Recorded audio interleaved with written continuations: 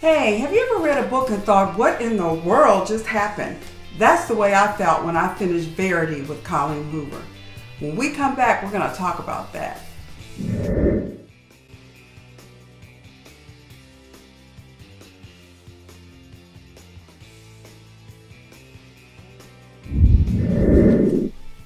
So, Verity by Colleen Hoover. If you know Colleen Hoover at all, you know that she is a romance writer, and I've read quite a few of her books and I love them. But this book is way out of what she would normally write. It's more like a romance psychological thriller, and it is a great read. The story begins on a crowded New York street where Lowen, Ashley, and Jeremy Crawford have just witnessed a horrific accident. This man has been crushed, blood is everywhere. Lowen gets covered in blood and she runs off to clean herself up. Jeremy can tell she's dazed and really upset, so he follows her and she cleans up. She looks down at herself and sees she's covered in blood, and she looks at Jeremy and says, I'm going to an interview. I can't go like this. So he takes his shirt off, gives it to her, and they learn a little bit about each other, and then they depart because they both have meetings to go to. So Lowen is going into her meeting, and lo and behold, she sees Jeremy there, and they talk a little bit more.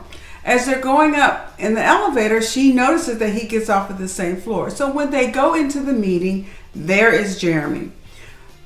Lowen is there with her agent, and the reason she's there is that Jeremy's wife, Verity Crawford, has been in an accident and she's incapacitated. She is the author of this hugely popular series, and the third book of that series is due out. So they have decided to complete the series and get a ghostwriter, and Lowen is on that list of ghostwriters to be interviewed. The reason why they say that they chose Lowen is that they said Verity wasn't a fan of her books, which Lowen finds hard to believe because she thinks no one reads her books. So they outline the responsibilities of what she's supposed to do to finish this book. She's supposed to do some social networking, some going out and doing book signings, and Lowen flatly refuses, even though the salary is more than what she's ever been paid for anything. So as she's refusing and walking out and her agent's looking flabbergasted, Jeremy says, I need to talk to you alone. So she says, okay. And he talks to her and said, look, they lowballed you. If you're worried about the social interaction, just tell them no. Make your demands and go from there. And of course she does. Now, Lowen has a bunch of stuff in her background that she just does not want to talk about. She's very awkward in social situations. She really does not do well in social functions. So she doesn't want any part of that. And so when she makes her demands, they agree. In preparation to write this book, Jeremy has invited Lowen up to his and Verity's home to do the research, look over the papers to see what she needs to write the book. Now, as soon as Lowen arrives at their home, she is creeped out. There is an atmosphere and a vibe in that place that freaks her out. But she kind of shakes it off and she keeps going. She meets Verity, totally incapacitated, no movement on her own, in a comatose state, but eats and is taken care of by a 24-hour caretaker, either Jeremy or a nurse that is there. While Lowen is there, she is given the office of Verity. And while she is looking around trying to find research, she finds an autobiographical manuscript written by Verity. And it begins when Verity and Jeremy first met. And it is chilling. It is, oh my God, really?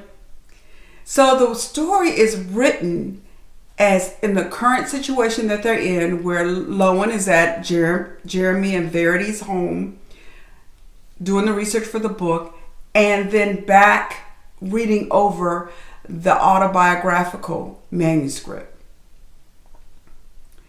You can almost see some of the things happening. You almost can feel what's going on. A couple of very weird things happen during the course of the story to kind of lead you to the conclusion of what's going on. So I grapple with whether I'm going to tell y'all everything that happened, but I'm not going to, because I want you to read the book and I really want you to be surprised.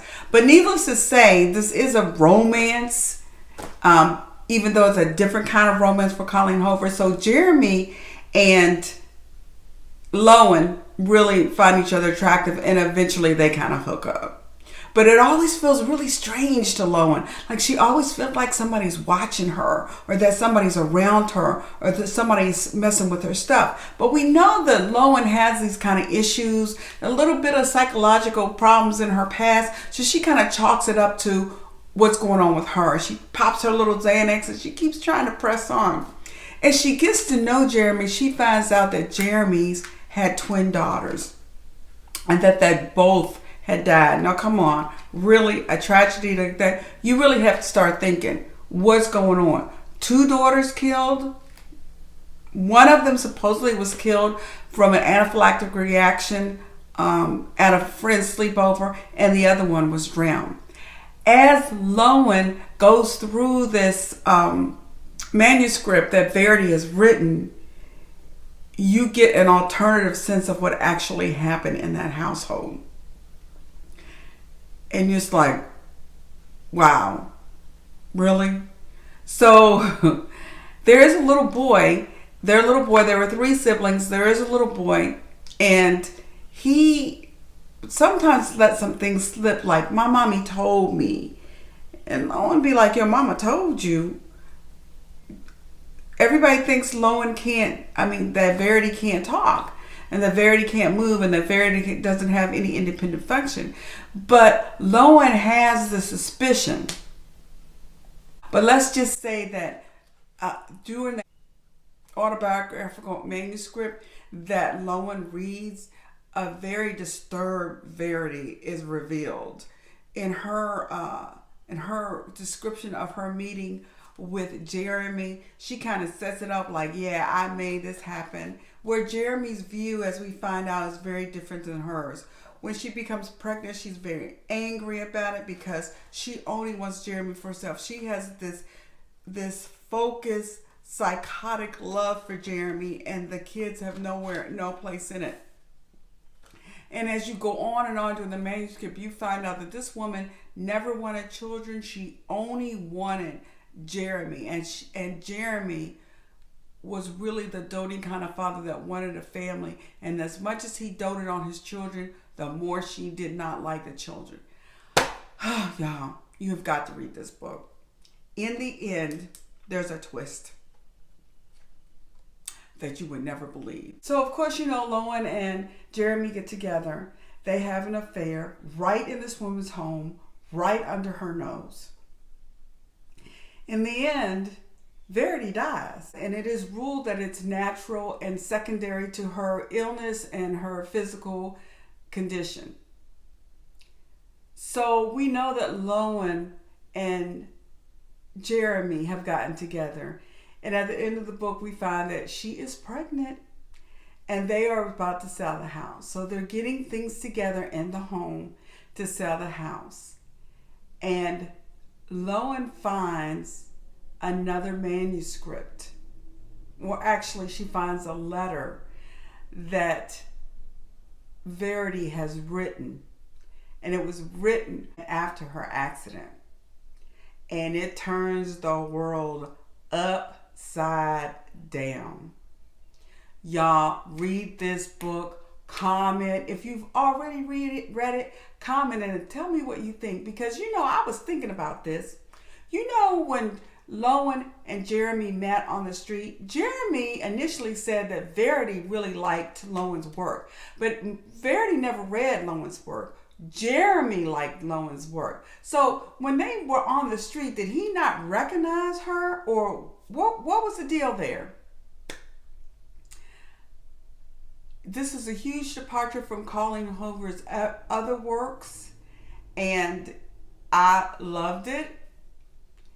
I'm a romance junkie, this fit the bill with a little bit of thriller to go along with it. There were some things that were predictable that was happening in the book, but in the end, this final twist was like, whoa, really?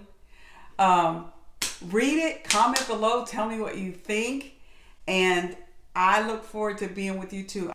Please subscribe, comment below, be blessed, and read.